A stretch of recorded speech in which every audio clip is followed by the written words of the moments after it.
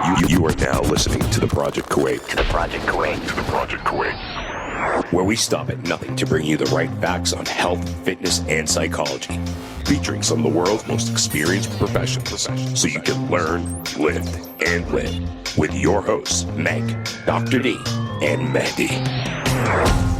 I sat and I watched the trainer one day use the same exact program with 4 different people, and it's just like, dude, that's just so wrong because every person is different, like you said. And then I think that there's going to be this hybrid model, which we already were seeing in places like Australia. You would go to a studio to take a class, but you could also go at a time where you could just press play on a screen and follow along on a reformer or a piece of equipment with a video, but just at a studio. Because it's so important, especially nowadays. And if you do it 3 times a week, you're going to benefit and you'll see the benefits out of it, especially if you lead a sedentary lifestyle. You have to connect your brain to your body, because if you're just doing the choreography of the exercises, often Pilates will feel easy. If it's feeling easy, it's because you're not doing it right. All this and more in today's episode. Hey everybody, welcome to this episode of The Project, and we are going across the world over to Vegas, right? You're over in Vegas, and let me not mess this up. Lesley Logan. Yes. Pilates instructor, business owner, marketeer, you name it. She's a world traveler. She hosts retreats in Cambodia for Pilates. She has an amazing YouTube channel that hosts an array of different videos from, I think one of them that I saw was bicep curls, and which was awesome to see from a female Pilates instructor. So, Lesley, why don't you tell the listeners a little bit more about yourself, and thanks for coming on the show. Hi, thank you so much. I'm really excited to be here. I do live in Las Vegas now. I actually moved here during the pandemic. I was not a Las Vegas person until June of this year. I grew up, born and raised California, so I have a California accent, and so forgive that one. But I became a Pilates instructor in 2008. And that was actually back when there was a massive recession, pretty much hit most of the world, but for sure in the US and especially in California. But I actually became really busy as a Pilates instructor, and I had to quit my, in air quotes, real job, and which had all the securities that somebody would want to just teach Pilates. And because of that, I started getting asked questions on how to grow a Pilates or fitness business. And so now, here we are more than 12 years later. I travel the world teaching workshops on how to teach Pilates and also how to run your business. I also absolutely love leading retreats around the world. I can't wait to get back to those. And then I've been teaching Pilates online for several years. And so when the pandemic happened, it wasn't really a big difference in my world, but I'm really grateful that we got to have those classes out there for people to enjoy. That's awesome. And I love how you throw it back to 2008, because I think 2008 kind of revolutionized the fitness industry and introduced boot camps and all these class formats. There's class formats in Pilates, there's class formats in yoga and everything. I mean, would you say that 2008, this pandemic, what turns of the tide do you see going to happen in the next 6 or 7 months? Because I don't think we've felt the impact of the pandemic and everything that's gone on. So what do you see happening in the next 6-7 months? I mean, do you see everything shifting online now versus before when there was that huge shift to classes? What's really interesting is most recessions, you will actually see fitness survive. Wellness and fitness will always thrive in that time. What's interesting about this one is because you're not supposed to be around people, the gyms are and classes are being affected the most. And we have not seen the effects of it because a lot of them have been able to stay and operate in some capacity in some way. And they're trying to kind of hang on in there. But actually what I think is going to happen is, while there's been this massive rush to online, I do think that people, when it is possible to be back in person, will go back in person. There is a type of person who just wants to be, they want the accountability of showing up somewhere. They want the community. Maybe they work from home all day and they need to see people. They want to have that interaction. I do think there will always need to be an aspect of someone's business being online for people to have access to them. And so I think that the pendulum is swinging online so much, but I do think it's going to swing a little bit back to somewhere in the middle, which is great for those people who don't want to be online. Like, not every teacher enjoys teaching virtually. I really love it. I had someone in a class I was teaching yesterday tell me that they're like, you're a great teacher. You're one of the best online. And I was like, wow, thank you. And I think it's because for me, the way I teach Pilates, especially, but I really do believe that you shouldn't have a barrier to entry just because of where you live. And so being online allows me to give access to more people. But some people, I coach a lot of teachers who prefer in person and they want to touch the client and they want to move the client and they want to get in there. And so I think it'll be nice when things go back to their new normal where you can thrive in whichever avenue you like. And I think you bring up a really good point, especially for instructors, whether it's Pilates or any fitness instructor. I think there's an element of entertainment when you are doing it online and interacting with the classes that you're doing versus a lot of these guys that I see, there's zero interaction. Yes, they're talking and they're trying to do the whole motivational thing, but they're not talking to the clients in that chat or in that room, saying their names. And I've seen a couple of instructors do that where they actually use the names of the people that are in the chats. And they keep going back because there's that affiliation to that trainer and the people that go into that class. And we haven't really seen that shift here in Kuwait because gyms opened back up and you had the big rush of people going back to the gyms.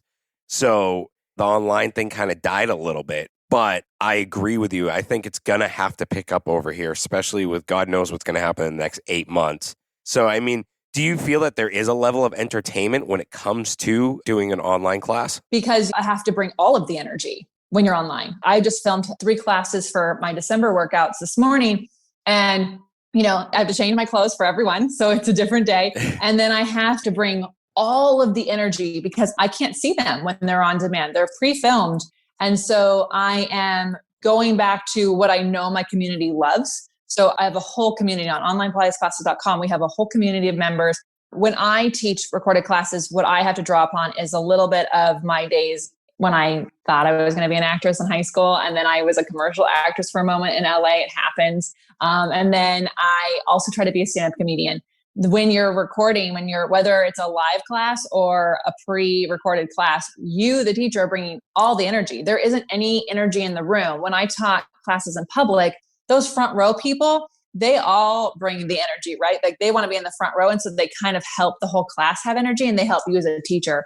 But when you are doing it for virtual, it's all you. And so I actually picture all of my members. I'm really lucky in the way I created everything on OPC. I really make sure that the members know that they are the ones that are creating the classes. So all of their wins, all of their aha moments, all of their frustrations with exercises, that's what dictates what I create. And then I think about them when I'm recording. And so I'm actually talking to them in my mind in every single one so that when they're watching classes, not only do they feel like I'm speaking to them, but they are excited to show up every day to take them. And so if that's not something that's a strength of yours, it doesn't mean you can't do virtual or that you're not a great teacher. It just may mean that you have to figure out how do you get energy to show up in that way. Or maybe you get to go, thank goodness there are people out there who just want in person. And that's where you rely on your strengths. That totally makes sense. And I mean, speaking of the in-person also, let's throw it on that. Do you think that we are going to go back to somewhat of a normal life in 9-10 months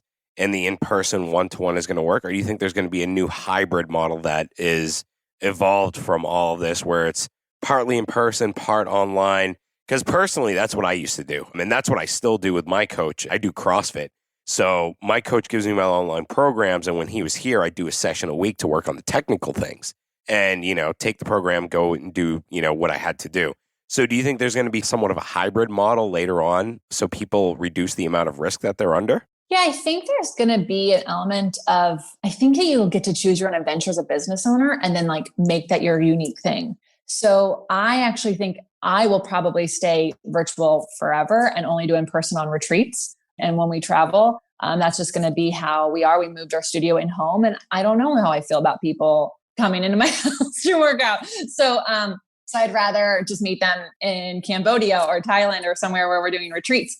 But I do think that there are people who need to have in person. They need not just for accountability, but just for what's going on in their body. They need someone's eyes on them 360 degrees. And then I think that there's going to be this hybrid model, which we're seeing in places like Australia. You would go to a studio to take a class, but you could also go at a time where you could just press play on a screen and follow along on a reformer or a piece of equipment with a video, but just at a studio. So they already have this hybrid model happening. I think what will be helpful for instructors just to have some like positivity and optimism is however you like to show up as a teacher on this planet, really own that and then know what clients need that, right? Like actually go, okay, people who want to come in person, who are they? And why do they want in person? Why would they risk doing in person over, online, and really market towards that, and that your in-person options and how you're able to keep people safe make you unique and special. And if you are someone who's like me and I'm just fully virtual, well, what are the benefits of being fully virtual? And why does that better for people who need that? I think for me, I used to go to classes in person all the time when I lived in LA. And then now that we've been virtual, I only want to take virtually because I can go from my office to getting on my Peloton. I can go from from walking the dogs, coming to my studio and working out. And so I think I don't want to lose that time in traffic to get to the class anymore. So I think you just have to know who you're trying to serve and then why the option you are offering is best for them and not worry about it. But I mean, we've got a lot of time to get there. So there's time for people to figure that out, No, that makes sense. And I think you hit the nail right in the head when you were talking about like knowing who you're speaking to. We were talking about marketing before the show had started. And I used to be in marketing. I was a marketer for, about 10 years. And I had one of the hardest jobs of marketing Mexican food, Taco Bell, to Kuwaitis, Arabs, which, it's like... First thing I did is I walked in there. I was like, why are all your ads in English? The Americans and, the British people, they know who we are. It's the Arabs who have no clue who we are. And they almost killed me because I changed their logo to Arabic. I was like, look, everything needs to be Arabic from here on out. Right. We need to talk. We need to paint a picture of the Kuwaiti person we're talking to that is going to buy our food. And then we have to market to them in the language that they understand so they would know what we're talking about. Now, going with that, what about the Pilates instructors right now? And I'm going to go back to what you were talking about. I'm going to backpedal a little bit. You were talking about with the Pilates instructors to say, no, Pilates has to be in person. It's a very, led by touch type of exercise. And Pilates is very technical. I've done a couple of classes. The instructor that I had absolutely sucked. So what would you say to those teachers that are like, no, it can't be online because it's such a difficult workout routine to follow? And there's so many things that you actually have to do in the posture and A, B, and C. What would you say to that? I love this question so much. I would actually say if they knew how Joseph Pilates created this method, they would actually trust that it's okay for people to work themselves out. When you would go to Joseph Pilates studio, you only got 5 privates with him. 5. That's all. And then you had to work yourself out. So yes, you showed up to his studio, but you had your exercises and you went in and you self-led your workout. And then he or his wife, Clara, which was technically not his wife, but we'll go with it. They called her that. And then some assistants would give you corrections. But that's it. Like they would, in fact, Joseph Pilates would just go, use your gut. And that would be like, that was his correction, right? And so many people like not only survived it, but then went around the world to teach it. And so I hope that there will always be an in-person option for people for Pilates, because especially for those who are recovering from an injury or ache or pain, it is necessary. Also, not everyone has the luxury of having a Cadillac and a reformer and a baby chair and a window chair in their house. You can have one of them. There's room for that. But I do think having the option of an in-person is necessary. But I also challenge those teachers who are like, I have to be able to touch them. They have to be able to do this right. The reality is that Pilates is not a perfect, it's a practice. That's it, which means that there's going to be some ugly Pilates out there. There's going to be some people who are in process, and you're being there to fix everything and like helicopter Pilates teach them.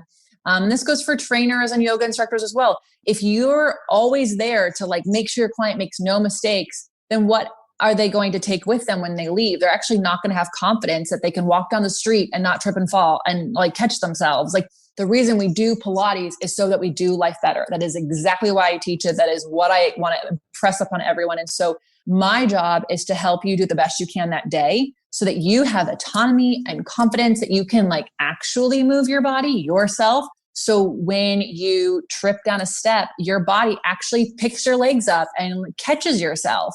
And then you have confidence to operate on this planet. And I think the teachers who try to be there for every mistake and push every shoulder into place and their knees and this, and don't do that and don't do this. Whatever fitness modality you're teaching, you're actually doing a disservice, not only to your business, but to your client, because they're actually going to feel like they actually can't do the workout without you. And then they start to not actually want to work out with you. It does the opposite of client retention. And so my challenge to them is allow people to be a little messy and be in process and have a practice. No, and that makes total sense. I love that you say that because it is so true. And I had a psychologist tell me before, well, if you're with me for more than 7 or 8 months, I'm doing a really bad job because you haven't fixed yourself. You should be able to take the tools that I give you in here and go off into the real world and, operate without any issues. I agree with you 100% that the same goes for fitness, whether you're in Pilates or CrossFit or, normal bodybuilding. I have never had an instructor or a trainer or a coach in bodybuilding or working out. The only guy that I had was a guy to motivate me. That was about it. But other than that, the only time I had a trainer or a coach was when, I tore my labrum in both my shoulders. And then my current coach, got me back because it was rehab-based training. And I needed someone to, make sure that I didn't go overboard with what I was doing, because I tend to do that, right. Go all or nothing. And, and then, I'm just... But a CrossFitter go overboard? No. Well, I wasn't even in CrossFit at this point. I was still a baseball coach and / men's league baseball player. So I still went 0 to 100. I never had any in between. And, that's why right. I knew, all right, I have a physical therapist. I need a trainer to keep me in line when I'm in the gym so I don't do something stupid, because I am the guy that will be like, all right, you know what? I can do some overhead presses. It won't harm me because I get bored with, the boring stuff. Right. But I agree with you 100% that you need to learn on your own as an individual and as a coach. You need to equip your students in order for them to go off into the real world. What do you think of these coaches these trainers that build that model so that their client continues to sort of go back into that cycle of just going to them 3 times a week, and they continue to do it sort of like, okay, well, I got to keep this business model, and it turns into that cycle. And I've seen it with a lot of coaches out there. What do you think of those coaches? And do you think that is something that could sustain over a long period of time? Certainly some clients want that and they want someone over their head, but there are some clients that realize later on, oh, this guy's been playing me for about 7 months because I know all this crap. What do you think about that? I think a lot of people are afraid of change, including trainers. And so where I worry for them is burnout. Like, you're going to get bored.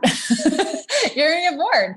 And so I think a really strong, confident trainer wants their clients to continue to progress. So maybe you still see the same person for 3 days a week for years, but they should be much further down the road and have a very unique training guide that's different than where they were when they started.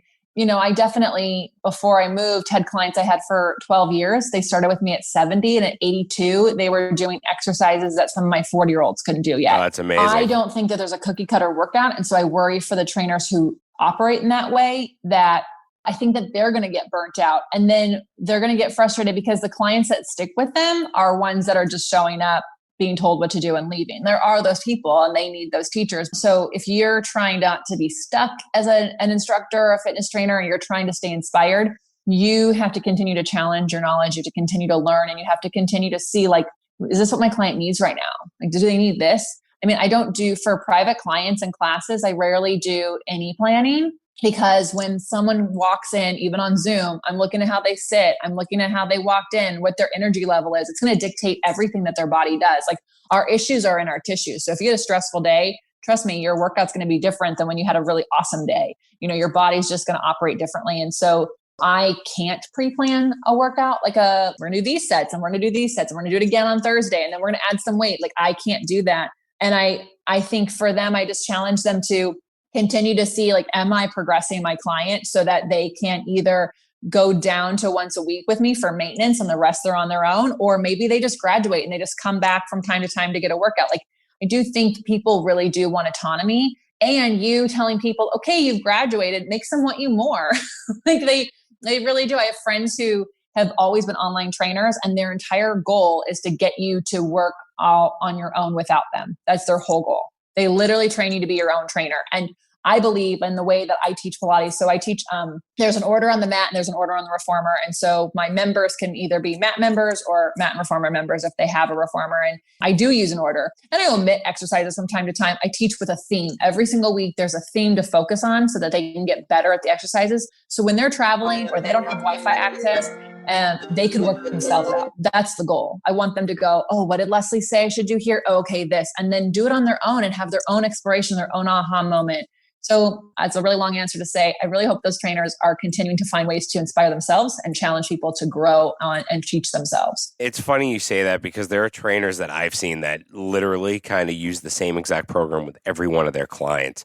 I sat and I watched the trainer one day use the same exact program with 4 different people. And it's just like, dude, that's just so wrong because every person is different, like you said. And I love the fact that you bring up a good day versus a really crappy day because that does dictate the way that your body moves. And how does that work in Pilates? I mean, I could tell you if I have a really bad day, I mean, back when I was younger, if I had a bad day, I'd use that fuel for the fire in the gym.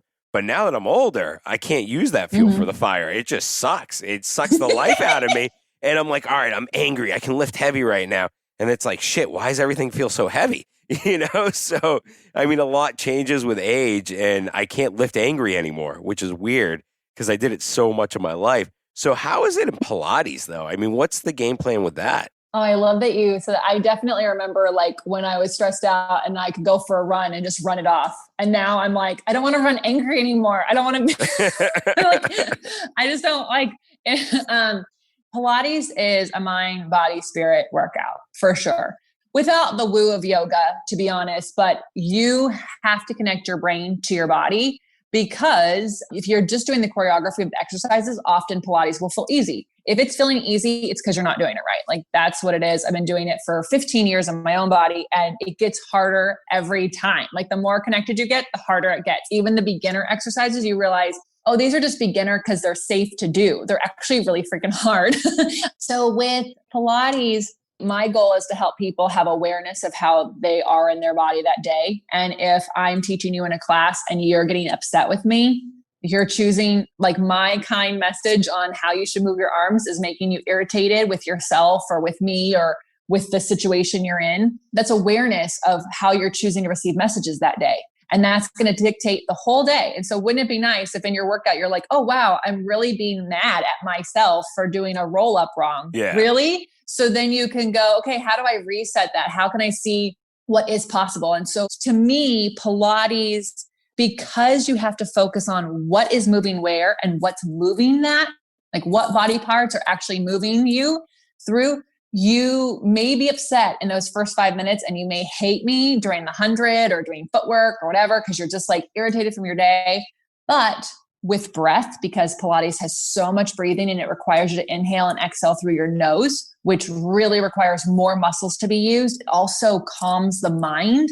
By the end of your workout, you don't remember what was bothering you when you started. You just don't, because you're not in a reactionary state. You actually get yourself into the state of your brain where you can actually go, okay, so wait, what was the problem at work today? Or what was the problem over here? Oh, we just need to do this. Like it just brings you into yourself and brings you out of that flight or fight mode and puts you into the, okay, this is actually not that bad.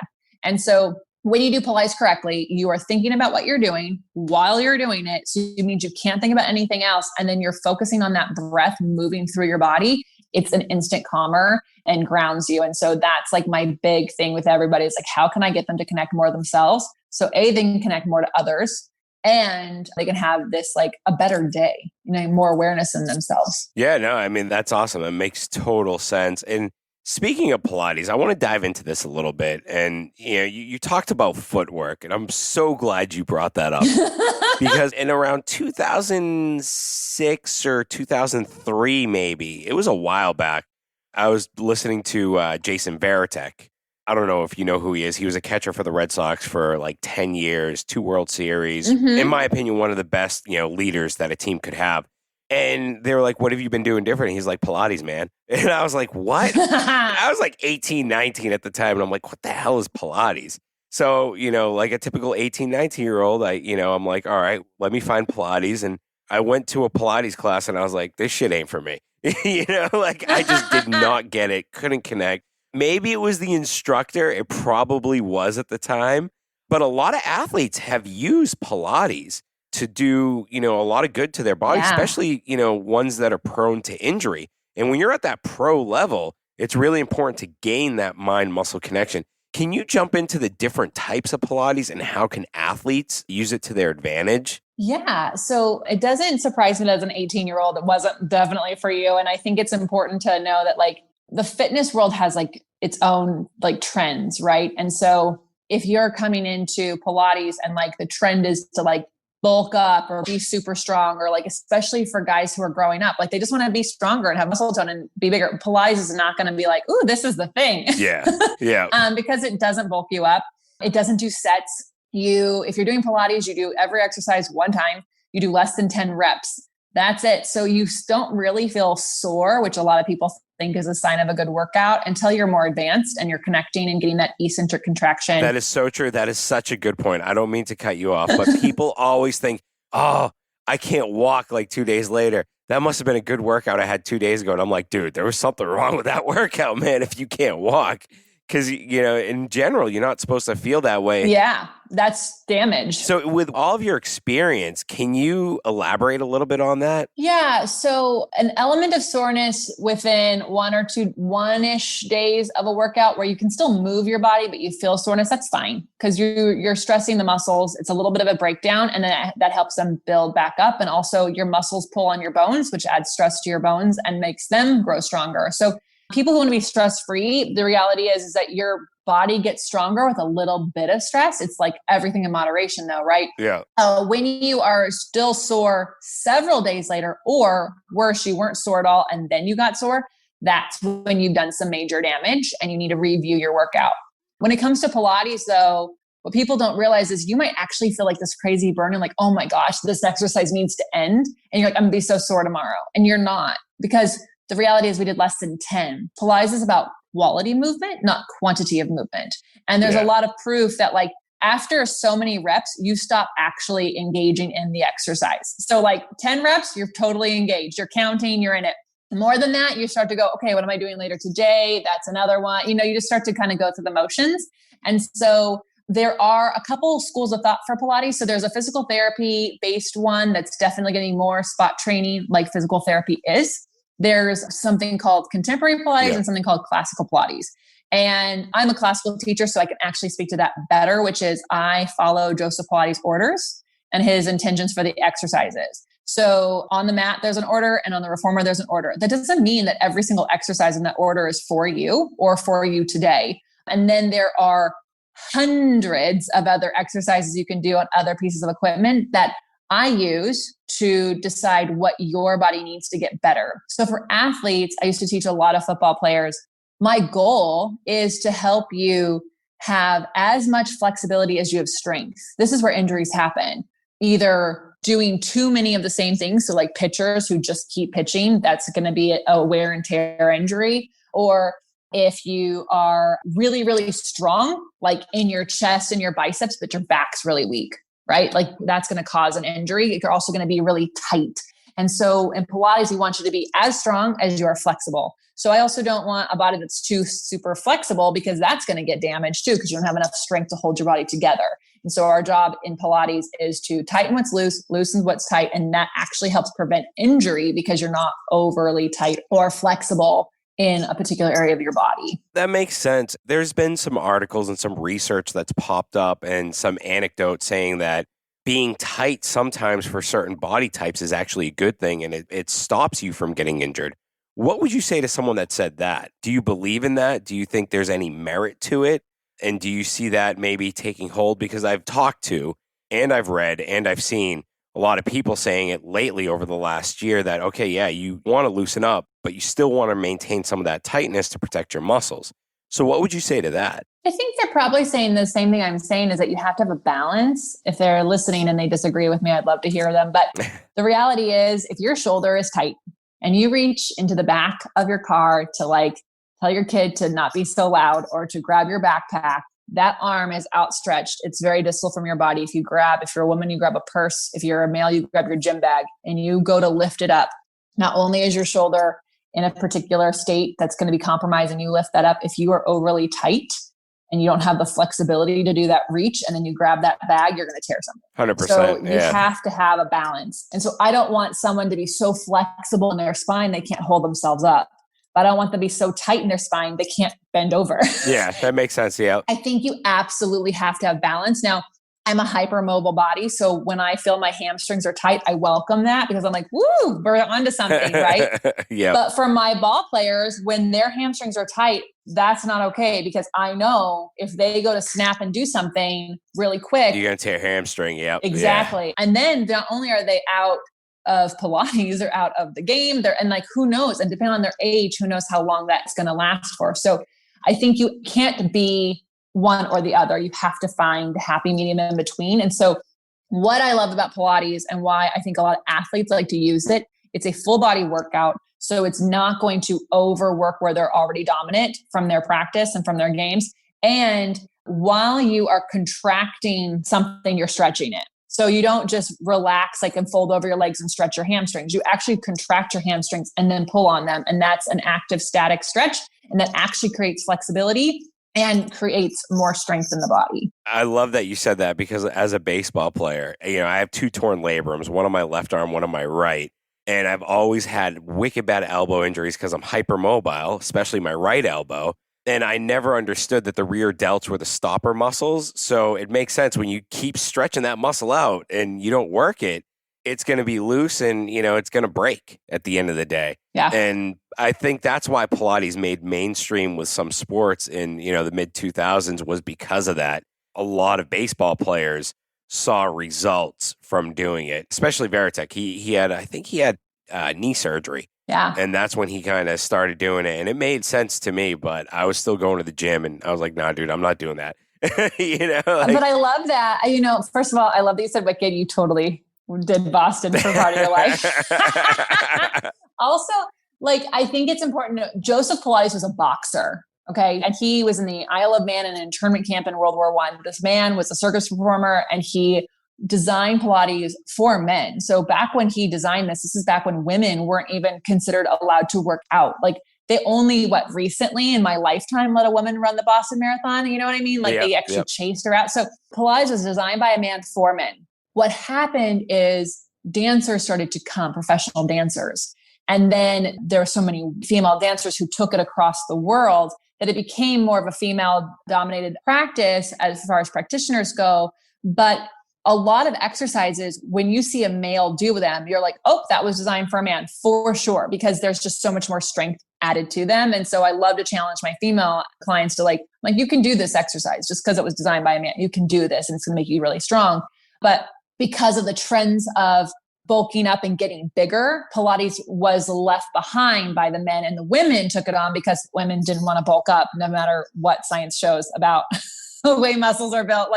That's what happened, right? So, but what I love about athletes is they really have shown that, there's this whole thing real men do Pilates.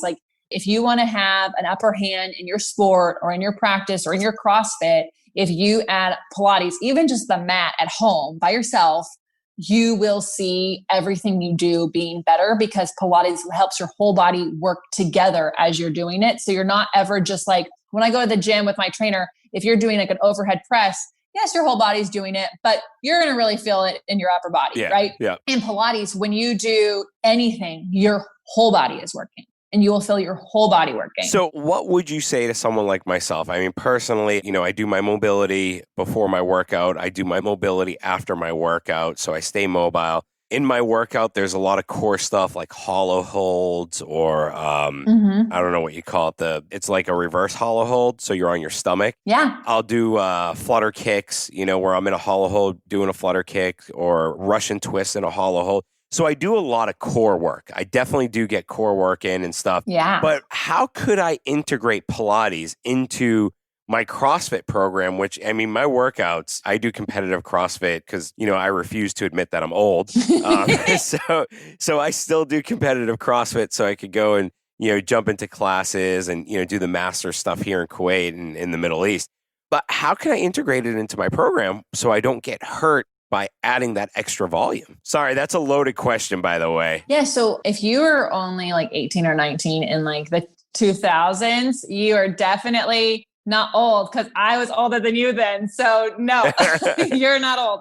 So it's not a loaded question. It's a really great question. So people are always trying to go like, what do I give up to do Pilates? And the reality is nothing except for obviously to find time.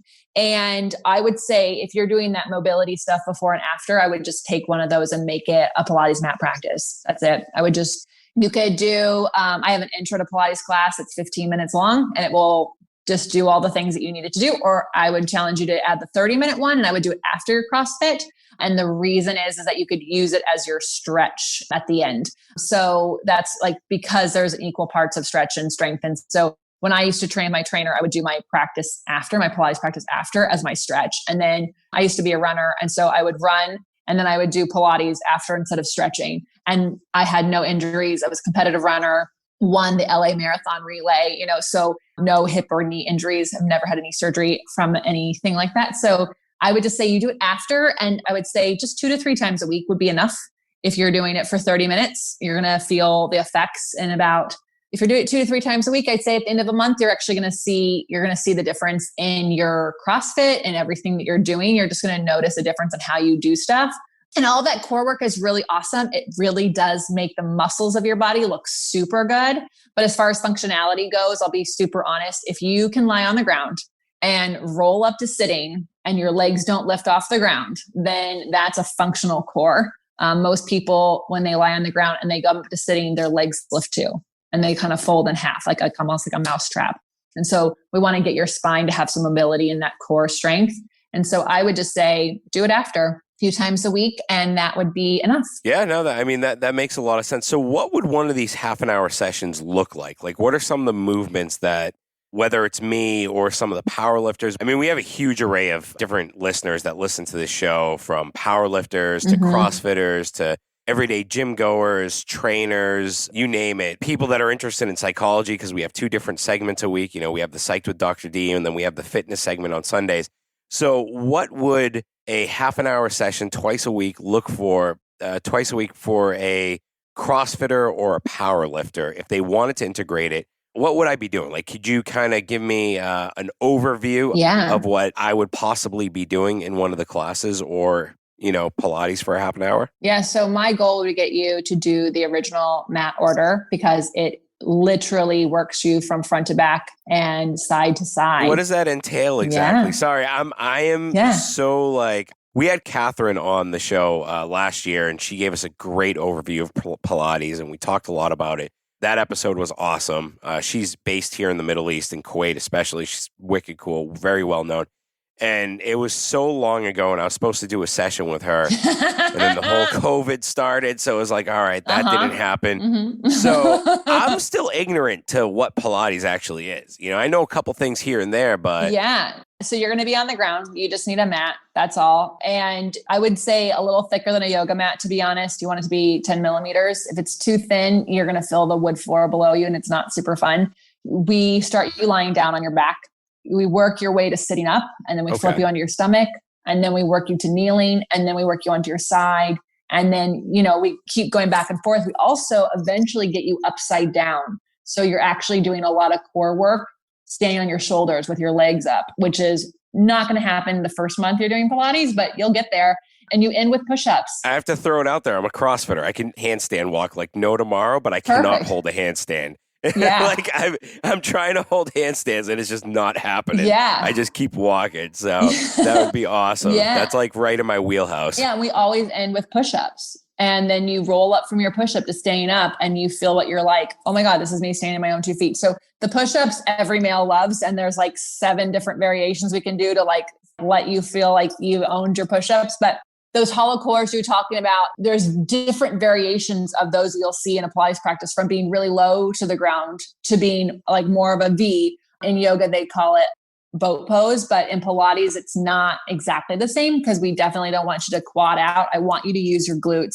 There's so much hamstring glute connection in Pilates that makes things really awesome, so that you don't just constantly work your hip flexors. Most fitness out there works your front, and if you're lucky, your back, but rarely your sides. And Pilates makes sure that you're always activating those obliques, your outer hips, those glute medius and minimus. That's actually going to prevent injury and help with balance. And so what you would experience, first you do the 100, and it's this weird exercise where you pump your arms. And I do a challenge with it because most people hate the exercise. They don't get it. But the purpose of the 100 is you're holding this like a low, hollow core pose where you're just like got your legs and your head and chest hovering off of the ground.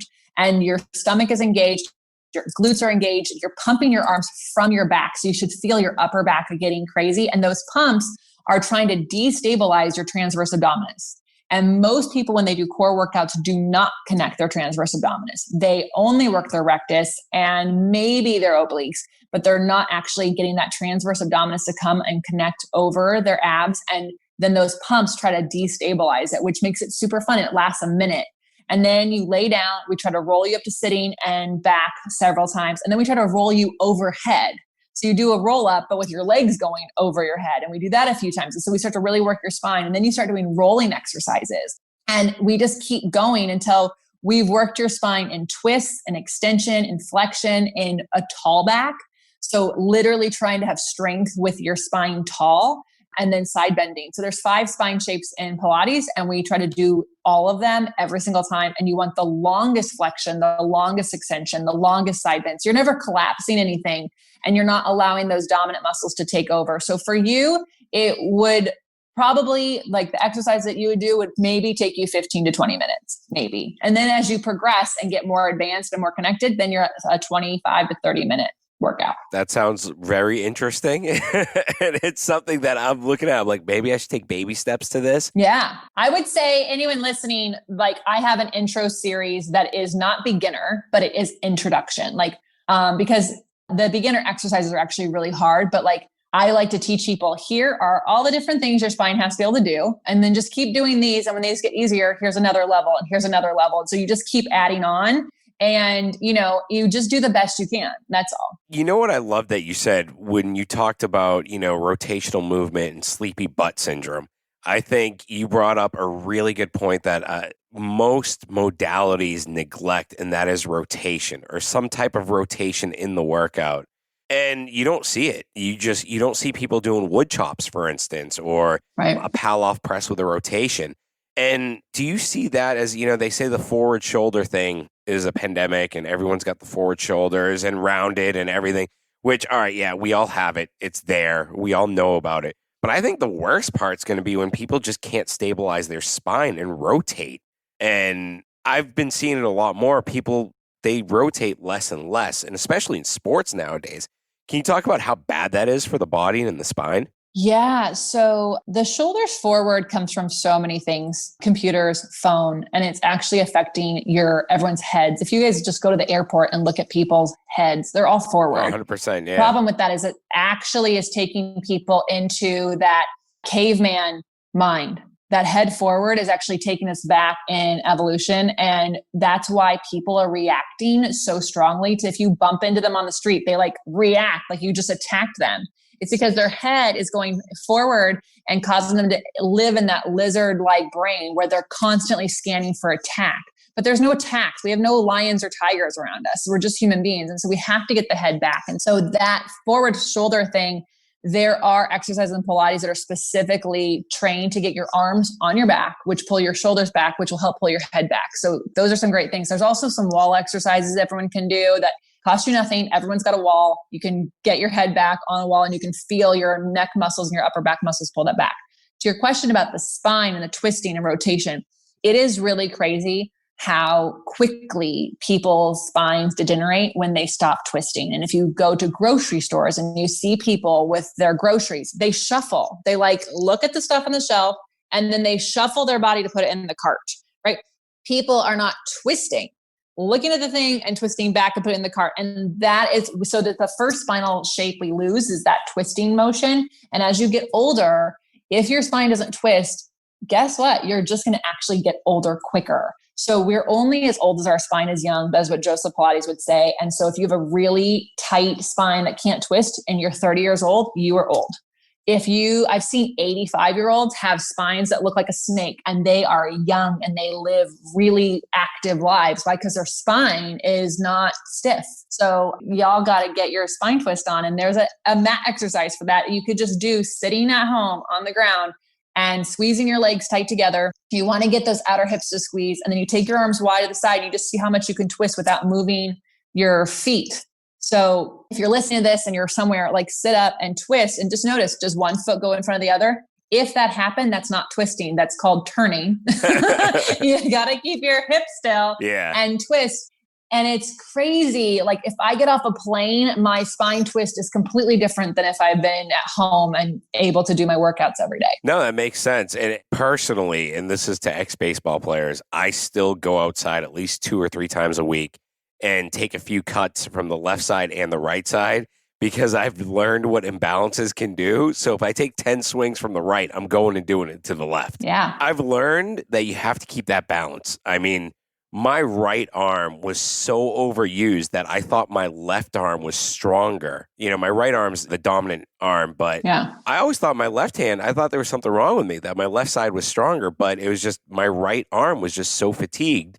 You know, I overused it for everything. Right. And sure enough, like my right elbow totally broke down when I was about 33. And it was horrible. It was about a year and a half, you know, going to different physical therapists, trying everything under the moon, from needling, which was the first time I did it, which worked really well. So that was pretty cool. But you also mentioned the glutes and the glute med and sleepy button. That is, I think, just as bad as the forward shoulders, if not worse. I know everyone's butts are going off. They're just falling off. It's true. No, it's 100% true. And, you know, like I try to do my best to keep my glutes active. And the other day I looked at my wife, I go, all right, I think my butt's coming back. My jeans fit differently now. And especially as a guy, it's something that you lose. You lose that connectivity to your glutes. And it leads to so many injuries. I know. There's that old man butt where you like see those old men who's like their butts are like concave, like that's gone. I don't want to be that guy that has the huge gut all the way out in front and then zero, like just this big flat back. Like that's one thing I'm trying to avoid right now. You don't want to have your jeans around your waist because your butt can't hold them up. I know, right? So, I mean, what are some of the Pilates exercises or movements that will help wake people's butts up? It's so funny you asked this because yesterday I was teaching one of my community classes and those are done live so people can like make requests and then I create the class based on those requests. And one of the girls goes, my 3-year-old just came up and said, you have a butter butt. And she's like, what? She's like, it's like full of butter. That's what her daughter, 3 years old, said to her. She's like, we've got to work on this. And I was like, okay, well, I don't know where she learned that, but let's talk about it. So especially in the way that I teach Pilates, because I really like to get people to activate. I call it their thas. It's where your thigh meets your butt. So that butt below the butt is a connection of muscles, hamstrings, inner hamstrings, glutes, that all comes together. And most people don't work those. They squeeze their glutes and they get that glute max to work, but they actually miss out on everything else. And they can even have really good glutes and their hamstrings aren't active. And so in Pilates, there's a lot of times where you send your legs away from you. They're extended out from you. They're hovering off the ground.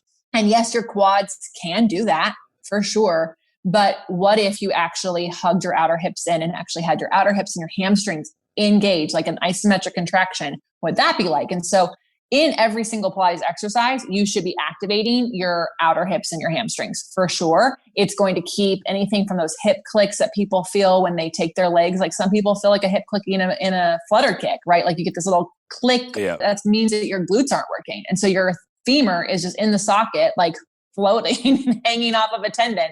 And so you got to get those glutes on. So I don't believe in spot training, but if you wanted to just like kind of get into your glutes using Pilates exercises, then shoulder bridge would definitely activate that. And then single leg kick and double leg kick where you're lying on your stomach and you're kicking your legs. It's a hamstring curl and a glute activator. The exercise called rocking, which if you've got shoulder stuff, you don't just get to go from 0 to that exercise because that can pull on the shoulders. You got to make sure that your shoulders are strong and connected to your body before you do that. But what I love about Pilates is how you connect to those glute muscles when you're not standing on your legs. Like when your legs are up in the air and they're moving, how do you keep those muscles on and engaged without overworking or letting the leg fall and underworking? And so And when you're sitting on them, it's so easy to get stuck in your hip flexors and it pulls on your lower back and you don't turn on your glutes. But what if you did? And how would that work? And how would that let you have more mobility in your spine? And so a cheap answer, it's that you have to do all of Pilates to get those glutes to work, but not because it takes the whole method to do it, but because those muscles really do need all 34 exercises. They just need to be worked in all the different planes of movement. That makes total sense. And I mean, those are the best modalities where you have to work everything and you work it in different planes of movement because it's so important, especially nowadays. And if you do it 3 times a week, you're going to benefit and you'll see the benefits out of it, especially if you lead a sedentary lifestyle. But speaking of lifestyles, before we wrap up, I really wanted to talk about your retreats. They look insanely cool. You know, we talked about it a little bit before the show started. And you go to Cambodia, you own a house in Cambodia. And since COVID, you probably haven't been able to go back, but what are your retreats like and what benefits can people get out of your retreats when doing something like that? Oh, thank you. Yes, I have retreats. We do several a year. And when countries let Americans travel, I'll be out doing them again. So where else have you been? Just out of curiosity, where have you been around the world? I mean, what other countries have you been to? I'm curious. Gosh. Yeah. So I used to pre-COVID do 100 to 140,000 miles of travel a year, just teaching Pilates. So Australia, New Zealand, Japan, Thailand. We were supposed to go to Bali this year, Cambodia several times. We've done retreats in Maui. And then Brazil several times to teach, the UK, Amsterdam, Poland, Spain, and all of those places to travel and teach, which is so fun. I'm really honored that people want me to do that. And I will continue to do that as much as people want. We can do retreats around the world anywhere, but typically the one that I do twice a year, and then we try to add on another 2 somewhere else. There's a lot to plan in retreat. So we can only do a few each year. But Cambodia, we have a 12-bedroom guest house. We have an outdoor Pilates space, and we do Pilates every single day. We do 2 workshops that are intended for you to leave the retreat being able to teach yourself Pilates. Like that's the goal. And we eat a combination of Cambodian traditional food. We have an amazing chef. And then at dinner, we have a local expat restaurant deliver food. So that's like, you don't have to feel like you're only having Cambodian all day long. You get to have some more Western food made out of Cambodian ingredients. And then we see the temples for 2 days. Most people, when they go to Cambodia, see 2 to 4 temples. We see 8 or more. And that is because we have one of the best tour guides in the world. She's freaking awesome. I love her. And she takes us to temples that not everyone goes to. And I've seen these temples now 7 times. And every time I see them, I see something new. I'm completely in awe. I think it's really important that people see things like that. Some of those temples are over 1,000 years old. And like, they're still standing with all of their engravings and their markings and their history. And I just think it's important for all of us to, like, the world is actually such a small place and we're all so connected that taking people to places that they might not go because they're so far away or they might not go by themselves. I really do love to be able to be the guide for people and get them someplace different and to see something that doesn't exist where they are. And you don't leave the same, right? You leave having learned something and feeling touched by history and like a being that they were there 1,000 years ago building these things. It's crazy. And so I really love it. And so my retreats are always designed to help you, A, get out of your normal routine, B, help you be in community, and then C, teach yourself Pilates when you leave. That sounds pretty cool. I mean, honestly, that's something that I would love to do as soon as this whole COVID thing's over. Yeah. My wife wanted to go on a yoga retreat, and I was like, dude, I'm good. I'm all right. I'm a CrossFitter. I'm not a yogi. Yeah. Well, you got to come to Cambodia with me because across the river in my village, there is something called Angkor Gym, and it looks like the Muscle Beach Gym of Venice, but in Cambodia. And so, I mean, make sure you have a tetanus shot for sure. But other than that, it's pretty epic. It's like this outdoor, big time bodybuilder. You could do all your CrossFit workouts there. It's across the river from my house and you can come and do your Pilates after. That sounds like game to me. I mean, she wanted me to go to this place in the middle of nowhere doing yoga. And I was like, I'm not doing that. That's just not happening. What is Cambodian food like? I'm just curious. Like, I have no clue. Excuse my ignorance. But what's the food like over there? Like the real local food? Yeah, so they use a lot of rice. Okay. I mean, a it's lot of rice. typical, same as Kuwait. Because Yeah. people will say, oh, Chinese food, in America. I'm like, dude, this is not Chinese food. Like real Chinese food is completely different. So what's Cambodian food like? Yeah, so there's some curries. They do curries really, really well, all coconut milk. So it's not like India curry, but definitely you could see how it'd be similar. And I love the curries. I especially love them the next day. My favorite thing is this pancake thing that they do. It is coconut milk and some sort of, it's not flour because it's gluten-free automatically. And it's a little bit yellow from either ginger or turmeric, and they cook it in a pancake. Inside the pancake is like sprouts and other herbs, and you can like add whatever herbs. And then those little tiny shrimp, the ones that still have eyes on them, they're in there. And so then you rip this pancake and it's got all these sprouts and all these herbs, and then you can add more herbs and you dip it into this like sweet sauce. And so it's a lot of veggies. And then there's this other thing that looks like donut holes. I don't know if you guys are familiar with it. It looks like donut holes, but on the inside, it's actually like herbs. And so it's more savory. And then you dip it in something sweet. And those, I mean, when she makes those, I'm like, just make 2 plates because I'm not sharing. They're so good. So they're more in the savory for sure. But they also, when you go to the market, they do some weird things. Like they will take tamarind and they'll like salt like mango with like sugar or sour. And they do a lot of like take the fruits and then they like put them in sweet and salty or sweet and sour like candy. So it's a funny place. They do a lot with bananas. I love the roasted bananas. You can get a lot of like noodles. Pork and rice is something you can get. And when you eat there, like we go to our neighbor's restaurant. I think my husband's breakfast costs 75 cents, pork and rice, or they have like a soup that they do. And then I love the roasted plantains. There's also these things that my favorite, they look like biscuits, but they're made out of coconut and potato. And they're like kind of bready and not super sweet, but there's a sweetness to them. And I will ride my bike around the village until I find the cart that has them.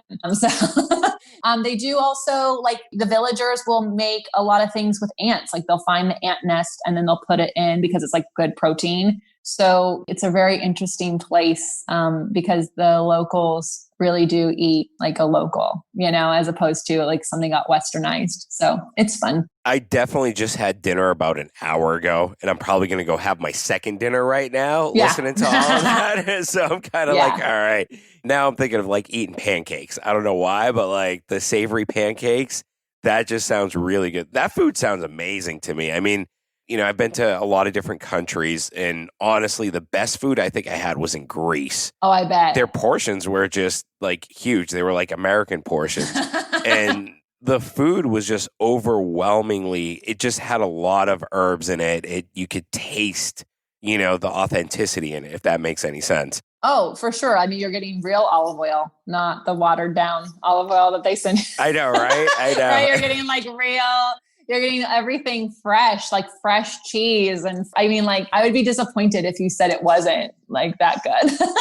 Because I just think of Greece and Italy, and I think the food must be phenomenal. Yeah, I haven't been to Italy yet. That's on mine and my wife's to-do list. Italy and Japan. You'd mentioned Japan, and that's somewhere where I definitely want to go. Oh, Japan is, you got to get down to Kyoto and do like traditional like hotel where you like sleep on the floor and then do those traditional dinners. I can't think of the name of them, but they are like 26 courses. Like they're like little tiny courses, and you just sit there and you don't get to tell them what you want. They just bring it to you.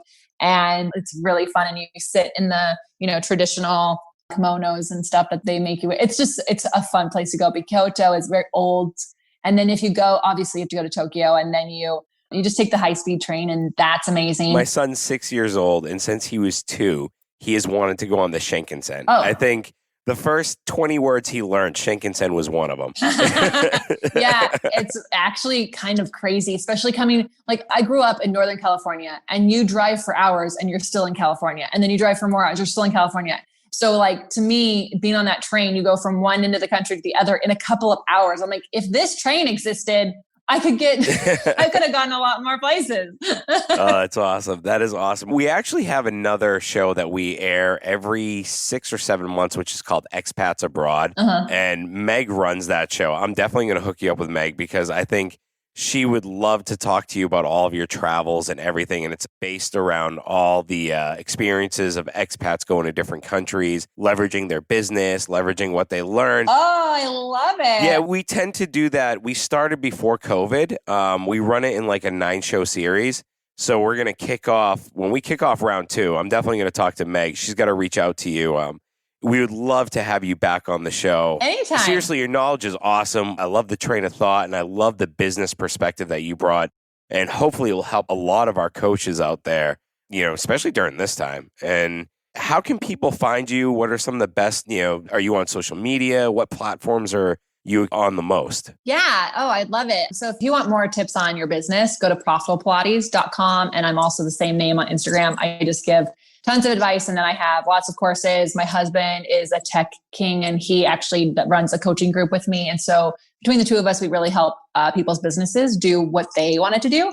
If you are wanting retreats and Pilates and just help either finding a teacher or doing Pilates online with me, then just hit me up on onlinepilatesclasses.com. Super easy. Or on Instagram at Lesley.Logan. I spell my name Lesley. And, if you go to any of my websites and you hit support, they will tell you how to find me. So that's also good. But I would love it if people reach out. I would hear your takeaways. That's really great. My whole goal is just to really help people do more of what they love. And that's either through coaching them in their business or actually helping them do Pilates on their own because it makes this world a better place. So thank you for having me. I can't wait. I hope we do it again. It was a lot of fun. Oh, no, definitely. Thank you so much. Thanks for listening to this episode. If you enjoyed it, please head over to iTunes to subscribe, rate, and leave a review. You can also find us on Instagram at The Project Kuwait. Thank you, and join us next time.